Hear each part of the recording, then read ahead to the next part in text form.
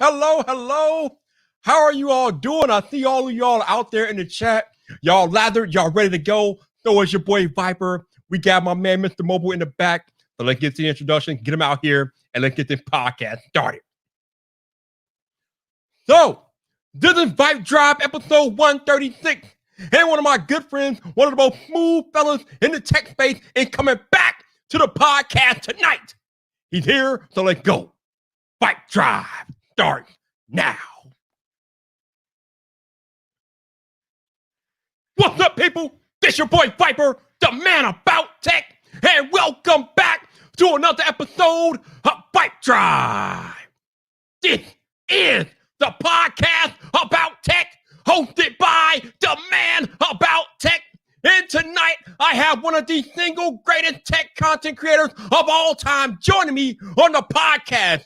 He just hit a momentous milestone on the YouTube. Now, instead of calling him MrMobile, we can call him Mr. 1 Million. So let's bring in my man, one of the most smooth voices in tech today, MrMobile, a.k.a. Michael Fisher, is back. What's up, bro? How you doing? Viper, I'm doing very well. I am much more amped up than I was before that lead in. So thank you once again for setting a bar that is impossible for me to meet. Hi. It's great to see your face again. Oh, whatever. Good to see you too, man. Hey, thank you for taking the time, man. I appreciate you. Thank you for rescheduling yourself, my friend. I'm sorry to have kept you waiting, and same to your viewers. It's been quite a month, as you already know, and I hope I come through okay. I'm on cellular, as I've told you. I'm on a mobile device, as I told you. I'm in the country, as I told you. So I may disappear at any time, because what even happens outside of cities? Who knows? Well, hopefully that does not happen. Your audio good, your visual good. We are good to go. Good. I'm glad to hear that. Absolutely. So first thing I gotta start off with you tonight is I gotta thank you. Like I said in the introduction, you recently just hit 1 million subscribers on YouTube. Yes, sir. And part of your celebrating that, you made a special video involving a giveaway. Now I was not expecting it, but in your 1 million subscriber video, you actually gave me a shout out, and you gave other creators a shout out too. But I want to thank you for giving me a shout out, because I always have creators on my channel and things like that, but rarely do I ever get shout outs out from on their actual channels and things like that. So when you got a 1 million subscriber YouTube channel giving you a shout out, and kind of cool. I was wondering that day why I was getting all these strange comments that I usually don't get on my channel. And then somebody said, did you see Michael Fisher's video? You were in. I'm like, wait, what? So I go watch the video, and this explains the comments I'm getting in my video. But so thank you, man. I appreciate you. Absolutely, man. It is one of the few things that is just 100% fun and awesome, is to be able to occasionally inject some positivity into what can be a stressful or negative space.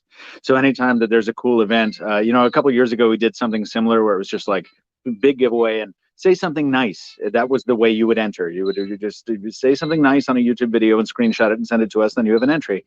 And it was the same thing. People were emailing me and saying, hey, I didn't know why I was getting all these positive YouTube comments all of a sudden. And it was because of this. So even if it's just a flash in the pan, even if it's just for a week, I wanted to say, look, I've spent 4 years trying to get to 1 million. It was a number that was really important to me. It doesn't have to be important to everybody. It was just important to me. And I got tired of hearing, hey, you should be at 1 million already. You're doing great work. And I'm like, there's a lot of other people out there doing really, really great work, and you don't know their names. So help amplify that. I hope it helped a little bit. I think it was just nice for the week or two to have that positivity blast. So thanks for making great stuff. Hey, thank you for the recognition, man. Like I said, I've been, you know me, I've been only doing it for a couple of years now, but I've been watching you for a very long time. So it was kind of cool for me to get that kind of a recognition from you, because you have been doing it for a while. I've been watching you for years. Hell, I remember all the way back in the Captain 2 phones days, man. So I'm rocking. I know, right? Stay tuned. We might bring that captain back at some point. You watch out. Hold on. He's not dead. He's just in retirement. He's just on a tropical island filled with pina coladas, painkillers, and other such mind-altering drinks. Wonderful. Absolutely. Woo. I love the courage that we have in this podcast tonight. We are joined by Cricket tonight. I don't know if they have names or not, but we are joined by Cricket in the Michael's background. It's all good. So this is I am in my hometown where I grew up, because we're shooting some LG Wing content. I don't know if we'll talk about that tonight, but we're shooting a lot of that. I'm out here with David Kogan. David Imel just went back home. We've just been shooting all kinds of video with the LG Wing and the Galaxy Fold 2, which is providing this stream tonight. And yes, the crickets are unavoidable in my hometown with population, 13. So it's we thank them for joining us. I hopefully won't make any jokes that are bad enough to warrant their presence. First off, shout out to Don Coburn for becoming a channel member. I saw it all the way back up here somewhere. There you go. So thank you, Don. I appreciate you. Appreciate the support. Also, shout out to my man El Jefe for the super chat. Thank you, Jeff. Appreciate you guys supporting the podcast, hanging out with me and Michael tonight. So thank you. So we don't have a lot of time tonight. I know you don't have a lot of time, but we got to talk about. I'm sorry. It's all good. We got to talk about foldables, because that was what we agreed to come in and talk about tonight. So sure. It's ironic that you are filming on your Fold 2. For those of y'all that are not that you're listening on audio, Michael is on his Fold 2 camera, so I think he's using the camera and the audio from the Fold 2 right now to come on his podcast. I am holding my Fold 2 in my hand, and as most of them know, I have nicknamed this Fold 2 Bruce Wayne. And I am in absolute love, Michael. I remember last year, people like you and Sojourner Beth and Max Weinbach and Marquez, you all would not shut up about the original Fold. I was like, damn. I made a pact with myself. Like, you know what? This year I'm gonna get my hands on the Fold 2 just so I can see what all the hype is about. And oh my God, I understand. You get it now, right? It's one of the things you have to experience. It's like the roller coaster that's in your nearby city's most vicious theme park, and people are like, you just have to ride it. You have to ride it to understand what it's like. I can't describe it to you. That's what it is. This is amazing technology. This is definitely my favorite device I purchased all year long. Just the mere fact that you have a smartphone in 1 minute and then you open it up to a full mini tablet the next minute. This is next level. Like. And especially the refinement they made from the version 1 to version 2, Michael. Wow. Yes. Now, I don't want to jump right to Wing, but just in context, I'm carrying the Fold, I'm carrying the Wing. I'm also carrying the Razor around because I've decided that I want to use it as often as possible to see how that hinge holds up over time. But we were showing them around last night as we met we were lucky enough to make friends with some folks who work in the restaurant industry out here. Who were lovely people, and we were showing them our phones, and they were like, they looked at the Wing, they had some nice things to say about it initially, but pretty quickly they were like, I can only see this being useful in 1 or 2 ways.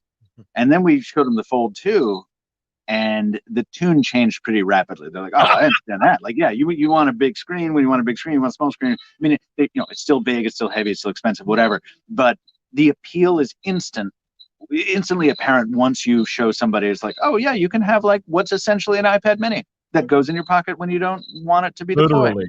Come on. I mean, how can you go wrong with it? I have this script written. I'm ready to go. I just need to shoot it. And we've been shooting it today. So I'm excited. It's funny that you mentioned the iPad mini, because I find that a lot of the time lately, the Fold 2 has been replacing my things that I would normally use my iPad Pro for. I don't really need to use the iPad Pro for anymore because I'm doing the Fold 2. Basically for media consumption, viewing YouTube analytics and things like that. I used to do all that stuff on my iPad because I wanted that bigger screen. But now with this in my hand, pretty much constantly, I don't really need the iPad as much anymore because I'm using this a lot more. So fun fact, we took this trip and I was thinking it was going to be one overnight. I didn't pack my laptop. I didn't think I'd need it. We extended for 2 days on account of making decisions at 1 a.m. after some drinking, which I don't recommend, by the way, but we did it. And I'm like, I don't have a laptop and I need a laptop to do a lot of work today. I was using the Fold as a stand-in. Is it as good as a laptop? No, it's much smaller. But I was able to comfortably get most of the work done I needed to get done as a result of having that giant screen. I could have done it on a Note 20. Yeah, it's a pretty big device, but it's a totally different class when you have 7.6 inches of essentially square viewing area, isn't it? I mean, just watching YouTube on this thing, like when I have it open, like you can obviously on a regular smartphone, like an iPhone or a Galaxy Note 20, you can watch YouTube and comment on the video, but it is a completely different experience watching a YouTube video and trying to make a comment at the same time on the Fold 2 when it's opened up. It's like mind blowing. It's world changing, dude. It really is. And it's funny, I mean, I think I can hear the people out there who don't have it or don't want it, or, saying like, you guys are just going crazy over what's essentially just a big screen. Just go get, and you can buy a regular phone and a tablet and then still have $1,000 left over for a laptop. Like, it's still not a thing that I think most people can justify, particularly now. But it's a very compelling window into a future that I think will be almost entirely foldable within 5 years as the prices come down, which they, of course, will. Absolutely. And not to mention, like I said earlier, I know you guys listening on audio can't appreciate this, but Michael is actually doing this stream on his Fold 2. He looks amazing. He sounds amazing. So not only do you have like a mini tablet and things like that, you got a kind of like a mini mobile studio with the Fold 2 on the go that can fit in your pocket. You can edit, you can shoot, record, edit videos all on your Fold 2, and the content and the quality of it is just magnificent. It is, and yeah, I've got it plugged into a battery pack right now because it's power intensive to do the stream over LTE. But it is funny. I'll try and send you a photo of it because it's actually folded in half right now. It's in kind of mini laptop mode, sitting on a tripod, so I can only see half of your face and half of mine. But I trust we look normal on non-folded screens. But it's just super handy, man. It really is. Shout out to Anthony Belche for the super chat. He says that Michael Fisher have the iPhone 12 early. I don't think Michael has an iPhone 12 early. He does not. No, Apple and I do not have a PR relationship. So I buy them retail and I review them a little bit later. So it's just the way it is. You know how it goes. No doubt. Also, shout out to my man LeBaron Burden. I got the notification that you sent me a PayPal cert. So thank you. Also, shout out to the 47 of you all that are watching the podcast live with me and Michael Fisher. Thank you guys for hanging out. I appreciate you guys. As always, if you want to support the podcast, super chats are open but never required. Just if you want to support the podcast, greatly appreciate you guys hanging out with me and Michael. So thank you for listening to another episode, or actually, I should say watching another episode of VypDrive. Shout out to those of y'all listening on audio only this week. Thank you for listening to another episode of VypDrive with me and my man, Michael Fisher. Appreciate you guys tuning in each and every week to the podcast. If you guys want to check out Michael Fisher's content, and you should, his channel will be in the show notes. Definitely go on there, check him out. He is legit. Also, if you want to donate or support the podcast, there should be a Buy Me a Coffee link in the show notes as well. Again, not required, but anything that you're willing to contribute, greatly appreciate it. If you happen to be listening to this podcast on Apple Podcasts, though, please consider leaving a rating or review as to help more people discover the show, help us get back into the top 200, which is what we're trying to do. So, once again, if you are listening on Apple Podcasts, please consider leaving that rating or review. And thank you for listening to another episode of VypDrive. So, honeymoon phase. Go ahead. I didn't mean to interrupt you. I'm just retweeting your tweet right now because I forgot to do that because I rushed into this thing deeply underprepared and wildly off schedule. So I'm sorry. I'm retweeting now. Hopefully there'll be a couple more people who will come join us. Please continue. I appreciate you. Gabriel T. Black, thank you for the super chat, sir. I appreciate you all coming in here. Thank you. If you guys want to buy me a coffee, the link is right there. Thank you, Genosa, for that. I appreciate you. Thank you. Also, we got MrMobile channel in the chat there. So if you guys want to check out, hit that link. Thank you. Appreciate that. So, like I said, Michael, I am still in love with my Fold 2. Like the honeymoon phase is kind of over, but I'm still using my Fold 2 more than I have any other devices that I have. I got an iPhone 11 Pro Max right now. I got the Pixel 5. I got a Fold 2. Got an iPhone SE 2020 around here somewhere, but this is the device that I'm using in prime time right now because this is my favorite device. Like just the versatility, it's just so amazing. Now, does the weight bother you? Because there's heft to it, right? Like I'll switch back to my Razr, I'll switch back to my Z Flip. I'm like, yeah, it is nice not to be carrying around what feels like a gold brick because it's big and heavy, isn't it? It is, but it doesn't really bother me that much. What bothers me more, Michael, is when I'm holding it when it's open, trying to hold it with one hand, or I'm like trying to watch it and like hold content. It's kind of weird the way you have to hold it like one-handed, so it kind of cramps your finger sometimes. But other than that, because they made it wider, didn't they? You know, right. I mean, they reduced the radius on the corners. They made the canvas bigger, but the device is also wider. So yeah, you're holding it out, and it really is a wide boy. The wide boy, but I love it. So but that's the thing. You close it back up, and you don't have to deal with the things we had to deal with on Fold 1, which was a tiny afterthought of an outside display. You know, this thing is a fully fledged phone when it's closed, and that's something we were all asking for from day one. So I'm glad that it only took them one generation to do it. Absolutely. Shout out to 504 for the 504 super chat. Thank you, sir. I appreciate it. So I want to ask you a question that you will have more knowledge of than me. You have or had the original Fold, and you also now have the Fold 2. So talk about some of the differences that you've noticed between the first generation and now the new one. Yeah, we got that cover display pretty much covered. You know, that's what everyone complained about, and they corrected it. There is a degree of weirdness that I miss from Fold 1. Fold 2, you take it out of your pocket and people kind of, I don't want to say that people know what it is, but you turn it on, that display is so huge on the outside, it kind of looks like a normal phone. Almost, if you don't catch the sides, if you don't see the depth. with Fold 1, you turn on that screen on the outside, it's this long, narrow diving board of a screen and this very narrow casing, kind of odd, like an old LG. It wasn't the Prada, but one of their really, really slimline designs. And you're like, this is not is that a phone? I would get that all the time. Is that a phone? Paying for my coffee on Google Pay. I get that with Fold 2 to a degree, but not quite so much because it is wider. So I miss this sort of anomalous nature of Fold 1. I am happy to say that you can still use it one-handed very comfortably while it's closed. That's something a lot of people were worried about when they saw that Samsung was widening it. We have a much improved camera suite. It's still about a generation behind the Note 20 Ultra, but right, it's not the cartoonish color processing of that first Fold, which was kind of these leftovers of this day where Samsung cameras couldn't really be taken too seriously. And now it again, I would prefer, if I have to choose a Samsung camera, I'm going to pick the Note 20 Ultra every time. But I can carry the Fold 2 and no other device. And if I need to take some B-roll or I need to shoot some stills for Instagram, and as I often do, I don't immediately miss my iPhone 11 Pro or my Pixel. I do miss them to a degree, but it's certainly more than serviceable, which is what you need on a $2,000 phone, right? Isn't it? Yeah, definitely. You used the perfect word. It's definitely serviceable. Obviously, it's not as good as the camera system that we have on the Note 20, but if you need to take a picture in a quick pinch, the Fold 2 will be more than suffice your need for a camera. It's excellent. Take pretty damn good pictures, actually. Yeah. Yeah, and there's this is also even though it's not the Note 20 Ultra's camera, it benefits from a similar truth.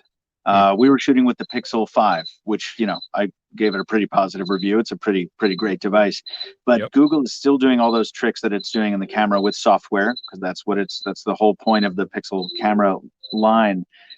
But you take that night sight and portrait mode together, you put it up against a Note 20 Ultra or even a Fold 2 with that much bigger sensor, and it's able to bring in more light and lend more natural depth, which I owe David Amell great credit for pointing this out to me at Android Authority. It's really no contest. You cannot fake in software what the Fold 2 and Note 20 Ultra can do in hardware. So while this camera is not a huge selling point for it, it's also not at all a detractor. And that's, again, when you're paying $2,000 for a phone, you can't afford that kind of compromise. You just can't. And I'm glad that they did. Yeah, a lot of people like to point to the camera system on the Fold 2 as a weak point because it's not what the Note 20 is offering, but it is definitely not a weak point at all. The camera system is excellent. And to be fair, I get their point, because again, when you're shelling out this much, you expect the best of everything. But I think you need to keep in mind that what you are paying for is that folding screen, and more broadly, the possibilities that are enabled by that folding screen. You're not paying for this is the biggest bucket there is, and it's full to the top with everything. It's not that. You're paying for a very specific set of use cases. Definitely. So 2020 has been kind of the introduction of the not so normal form factors in phones. So I want to talk about another phone that you have. I don't know if you still have it, but you definitely did a review on the Surface Duo. Now I don't have it, so I don't have any experience with it. But a lot of tech reviewers, they've had very differing opinions about the Surface Duo. Some people are like, okay, and decent. It could be better, but I know what Microsoft is doing. And then some people are like, what the hell is this? Why did they even do this? So, Michael, where do you stand with the Surface Duo? The Surface Duo, I think that those reviews would have been entirely different and substantially more positive if the Duo had launched when I think it probably was planned to launch, which was like nowish, or in November, because it launched and it was undercooked. The problem isn't with the concept. Microsoft has an incredible concept there. I mean, I'm a foldable fan. I prefer an uninterrupted canvas that I can fold in half. But there is something there when you're talking about a hinge and two displays. There is absolutely something there when you're talking about the use case that fits that form factor, and you're like, one thing on here and a different thing on here, or one big thing, and then you've got a column of emails, and then or your calendar here and your emails here. Like, there's so much potential in that form factor. And when you hold it, especially if you haven't, I know you don't have one, but you haven't held one either. No, I have not. Let me tell you, it's the opposite of the Fold 2. You pick up the Fold 2 and you're like, man, I got to start lifting more weights, right? The Surface Duo, you pick it up and you're like, this is paper. This is the tablet from her. This is something weird from Westworld. It shouldn't, nothing should be able to be this thin and this beautiful and still be this useful. And then get weirdly great battery life too. They got so much right on the hardware, and they're in the process of fixing all the software. But the way it launched, I can't remember a more clear example of a company shooting itself in the foot on a launch. It's sad. Because it's not that a bunch of us, I think we're misinterpreted as reviewers often by the super fans who are like, they just don't understand. It's a whole new paradigm and they just don't know how to use it, so they bash it. Dude, I've been loving nothing but weird mobile phones all year long. That's the only thing that has kept me enthusiastic in this sea of slabs. I don't want another slab and I don't want the Duo to fail. But when a product launches and it feels like an alpha that you're paying $1,300 for, that's not, or $1,400, it's not tenable. That's ridiculous. Fortunately, look, I'm so excited to get back to it. It's been too busy. It's October. You know how it is. Oh, yeah. But I'm just stoked to get back into the Duo, because with the update that it's gotten, there's one launch day update that we had early, so we reviewed based on that, and there's been one major platform update since, and that has corrected many of the complaints we had. But there's so many complaints that there need to be like 2 more platform updates, I think, before it like gets to the point where they wanted it to be, frankly. But I can't wait to get back to it. I love the thing. I love the idea of the thing.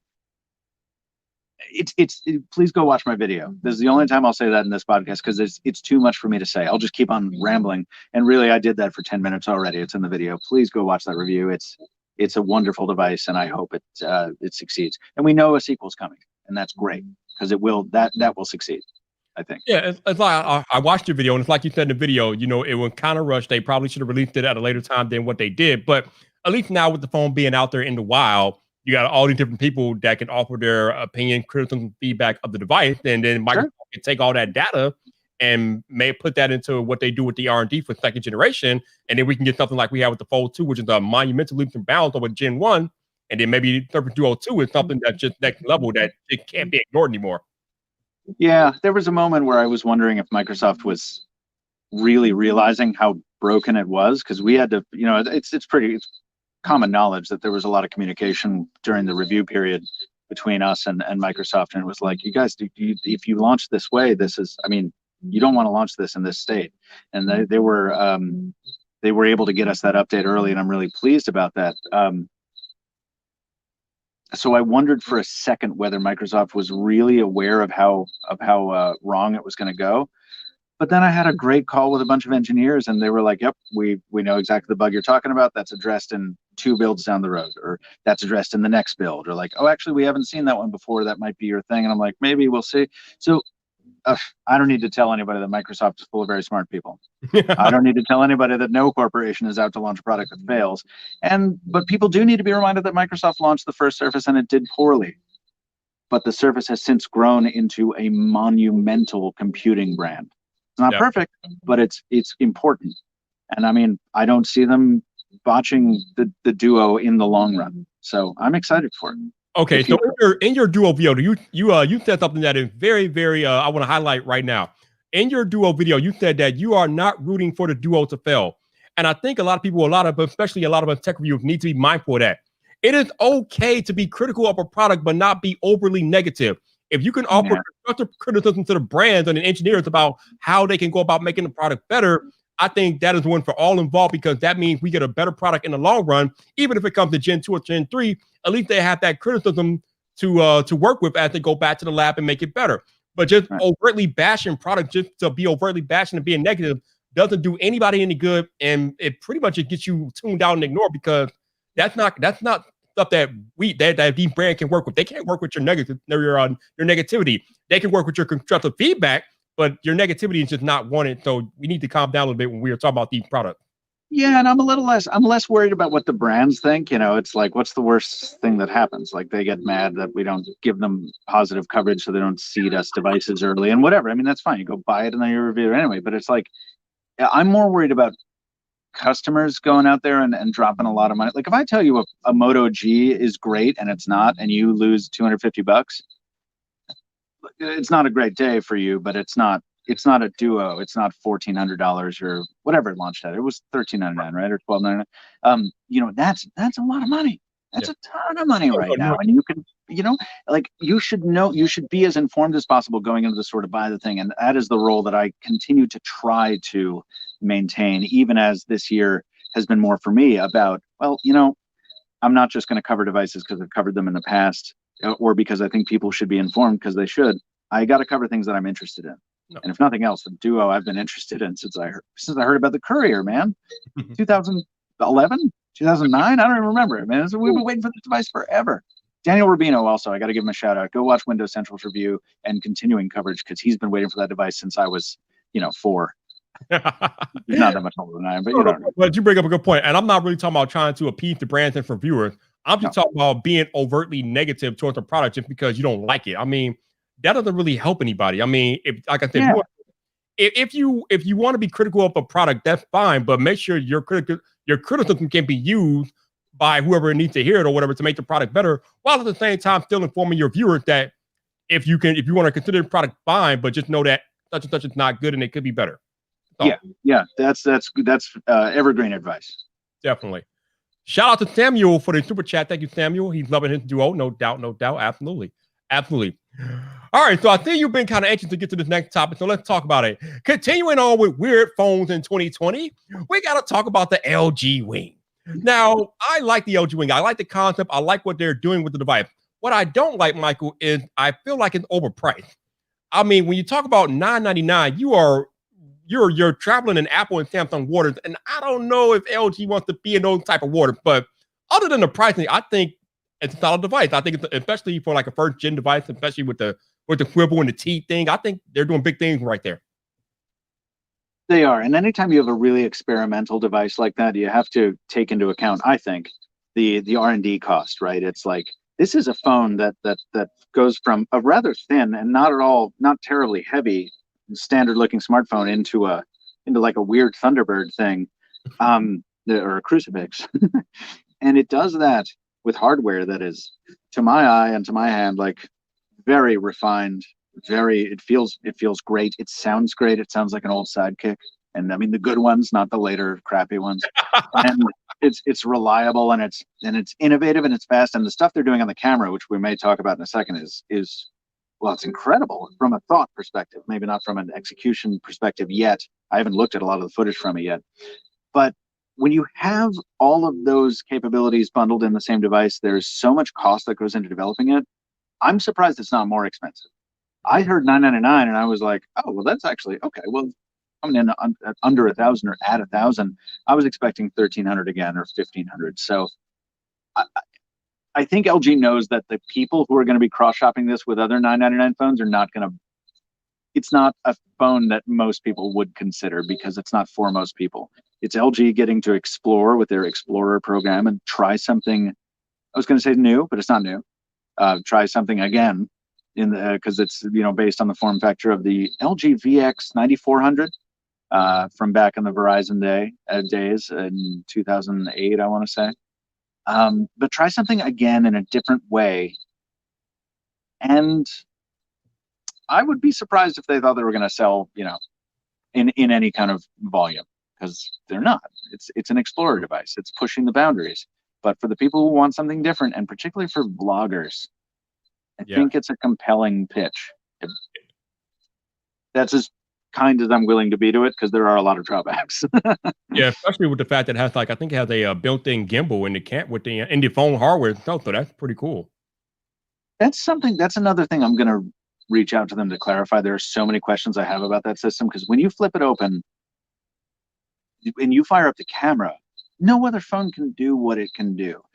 How it's achieving that based on crop or hardware or anything, like all that remains to be seen for me from just a first-person usage perspective. I know it's been reported on already, but man, that interface, having that ability to hold a phone like this, get a widescreen view, and steer a camera like with a toggle like a gimbal is wild, and it's wild to use.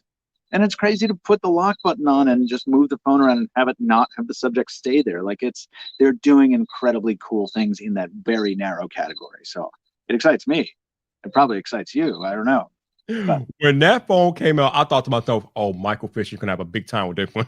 Yeah, I know. Well, it's kind of a bummer though, because I can't do any episodes of When Phones Were Fun right now, talking about old phones, because phones are fun again. So I'm like, come on, go back to the boring stuff so I can talk about the past again. Or I'm gonna have to rename the series. I don't know, man. I don't know. I think a lot of brands are trying to explore new frontiers because I think a lot of people feel like you do that. They're getting tired of the old tried and true slab, and they want something different. God, who, like, people get in my comments, they argue when I do a slab video, and I'm a video on a slab smartphone, and I'm like, who could care?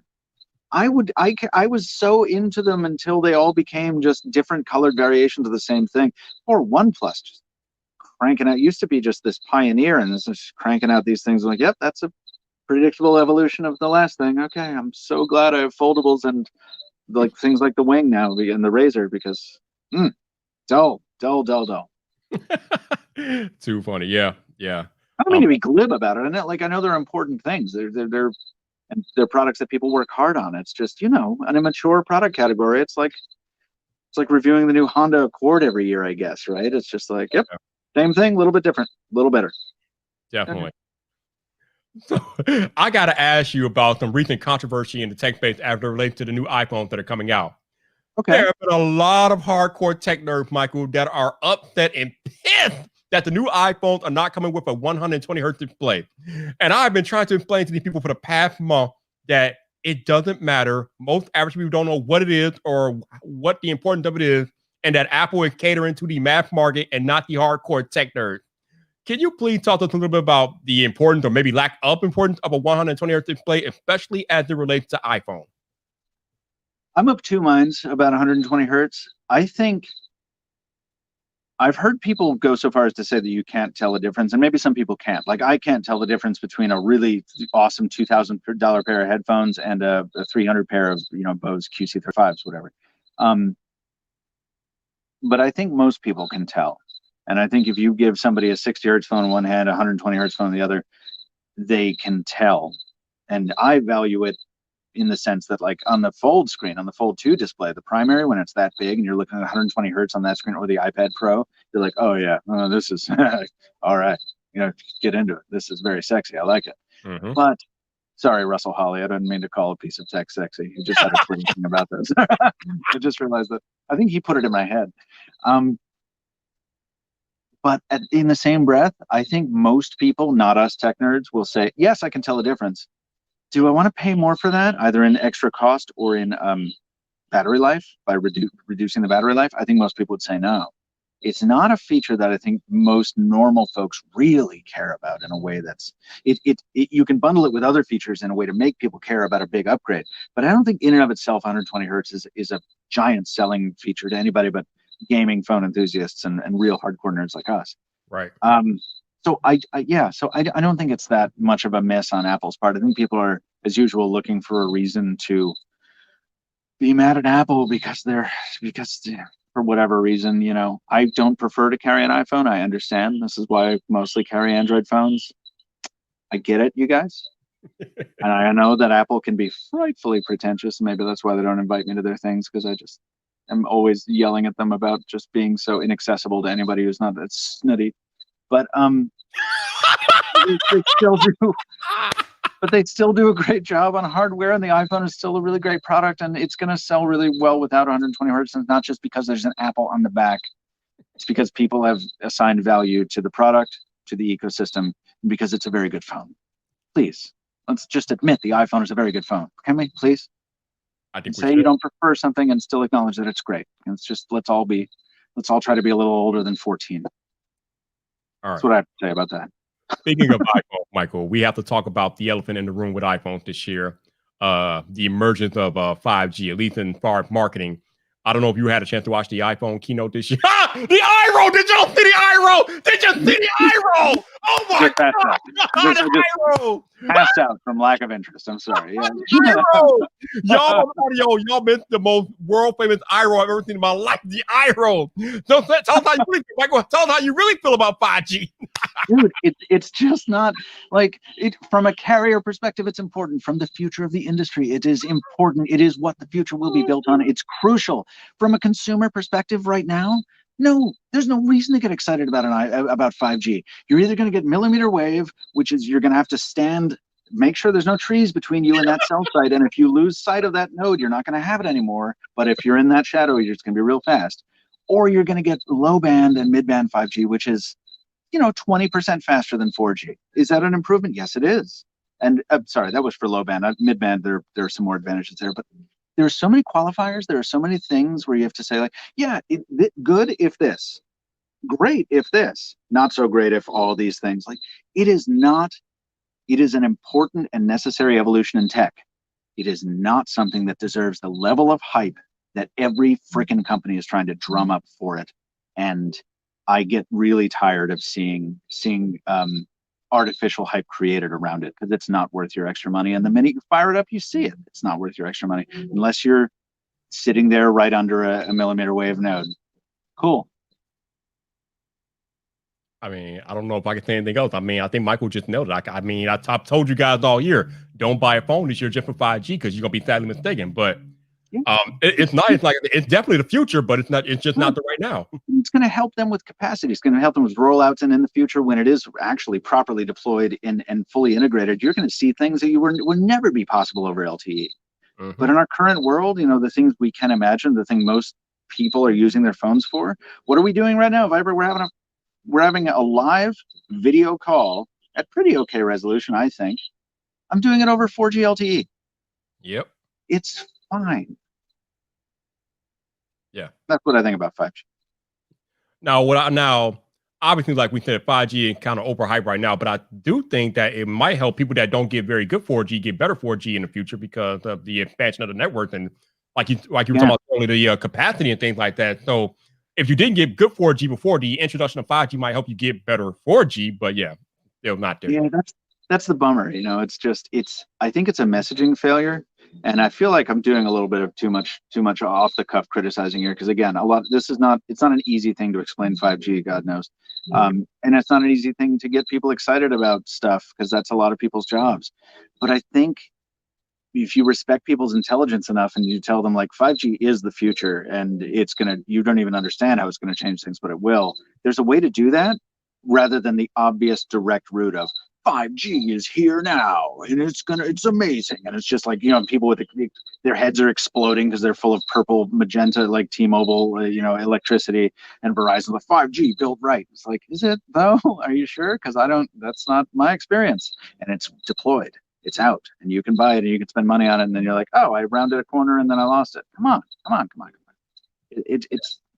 I find it troublesome, problematic.